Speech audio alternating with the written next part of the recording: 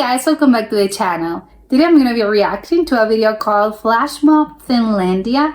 This is from a channel called Mi Scuolo Pekka, so check it out. I know Flashmob is like when people, unsuspected people are well, you can be walking around and a flash mob occurs because you don't know what that is happening. A bunch of people start dancing. I think it's dancing. I don't know if it's singing as well.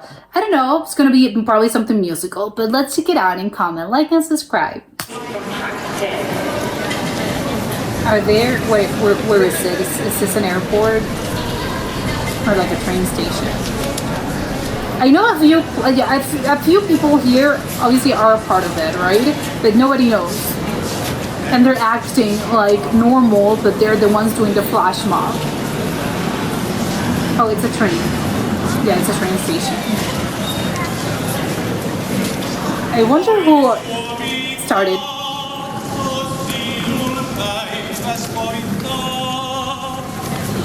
The guy with the bag. He has a great voice.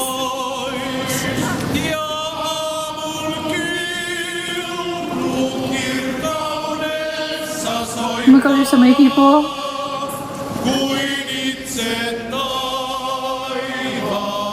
Their faces. He's a part of it, right? Oh my god, okay, hold on. I'm gonna rewind it. I heard how like another part came in. Here. The person in the background, they have, well, it's several people. They have, is he a tenor? He has like such a deep voice.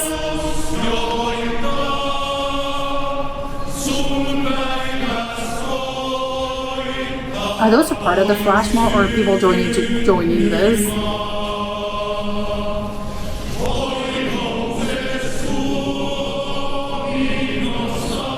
Of course, yeah, I could tell that he was in it. The minute he like dropped that newspaper, I knew that he looks very suspicious. I know that he's in it. Oh, this sounds lovely.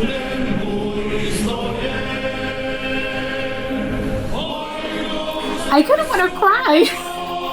I don't know why, but this is kind of making me want to cry.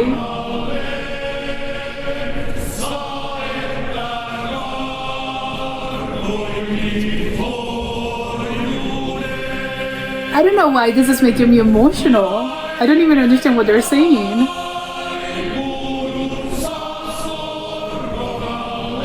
Is he the guy that, okay, I'm gonna go back again. Is he the guy that I'm hearing with a crazy voice?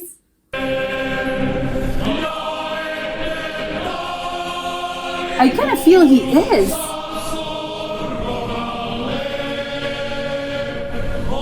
I love everyone, their coffee, their beer. I want to cry. I want to cry so badly. Oh my god, I'm tearing up. I have no idea why. Oh, this was lovely.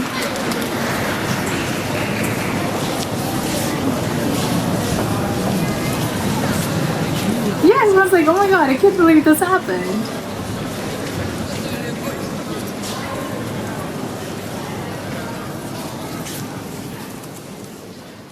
Oh, that's so cute. It's gonna be like, maybe it's the logo from like the choir they belong to or something. Wow, this was lovely. I was tearing up and I have no idea what they're saying. I have no idea what they're singing, but still there's something about it that just makes me want to cry. I don't know why. Is it the song? Is it like the beautiful, because obviously they are singing beautifully. I don't know. Is it because it's like music? I have no idea. I'm crying, I'm tearing up. I have no idea why. It's gonna be something, maybe, I don't know, it just speaks probably to the power of music and how sometimes you don't even know the context. I don't understand the words. I don't understand like what is it they're singing about, but still it's very touching. It's very emotional. There's something very again, just very touching about this, that is making me emotional. And I think that just speaks highly to like the power of music, and how as humans we are able to connect with something like this even without having the appropriate like context or the appropriate, I don't know, because obviously I don't understand what they're saying, so I don't necessarily understand what it is, but I know that it's something, I don't know, the way they're singing just touches something deeply, I don't know, in my in my emotional core, that is making me want to tear up, it's making me want to cry. So again, it's just the power of music. I have to look up actually what this song actually is, like what they're singing, like who wrote this, what is this. But I think it's just a lovely thing where something like this happens, because it shows that as humans we're able to connect, I think, so easily with other cultures, with other people, without, again, something that's very separate to like your own self, to everything that you know.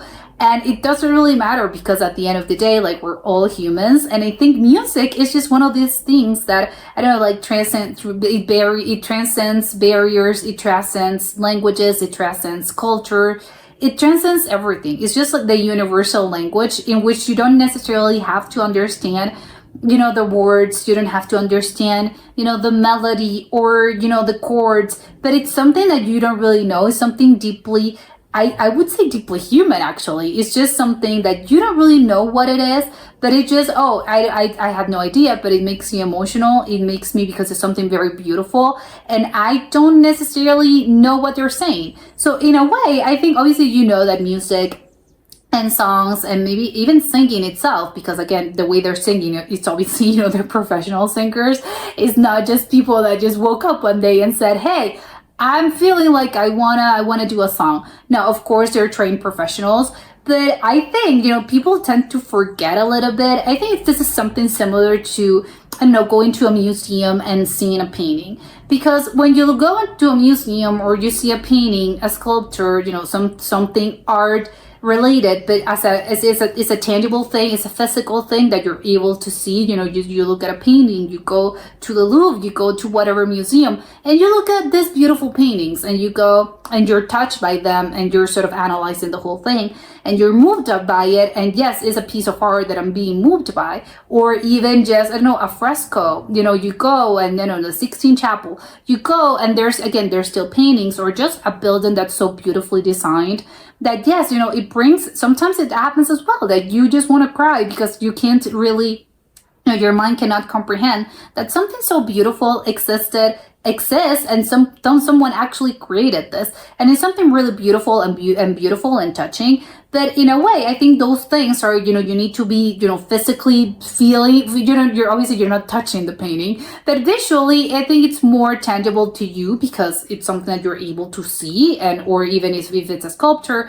if it's something like that, even I think with something like, I don't know, like film or music or movies, it's just something that you're watching, as in, you know, it's entering your eyes, and your brain is processing this.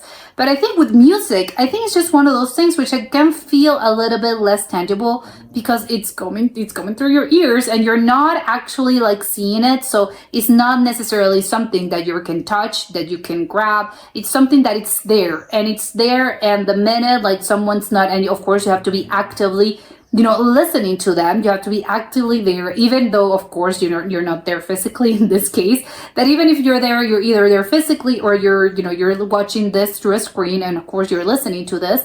But I think it's just a bit less tangible than, you know, going to a museum, when you're surrounded by all of this. And of course, the painter, you know, left this for posterity. I think when it comes to music, I think it's just a little bit hard to actually do this and to capture like this right special essence in a piece of music or in a piece of song. Because even if you're the composer, and because similar again to this metaphor of like making to painting, you know, a painter does this, or, you know, a director and the writer, like they go and they create this movie. It's going to be there for, you know, 20 years, 30 years, long after you're gone, that piece of art is still going to remain.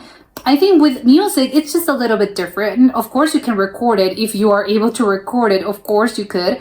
But because we didn't have the technology, I think there's just so many things that we haven't been able, you know, when it comes to music, you know, a lot of things couldn't really have survived. Because unless you wrote it down, you know, play classical piece of music that you wrote it down, you wrote a song, and you wrote it and it passed on, I think it's just a little bit harder for songs and music in general to transmit itself and to last through generations, especially if they're older, because it's not something that you can just leave for posterity's sake. It's something that you have to, well, I'm writing this down, this composition, maybe someone will find it in the future and they'll do justice to it.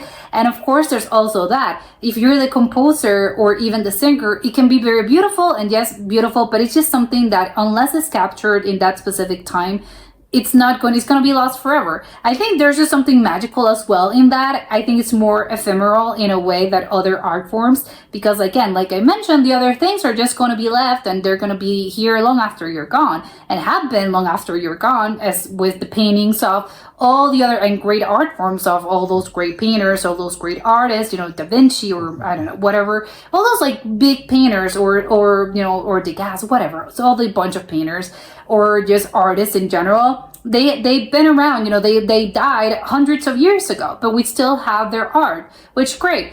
You can do that because that's your art form. But with music, I think, of course, you have this, Beethoven or Mozart, and great for them, of course, incredible.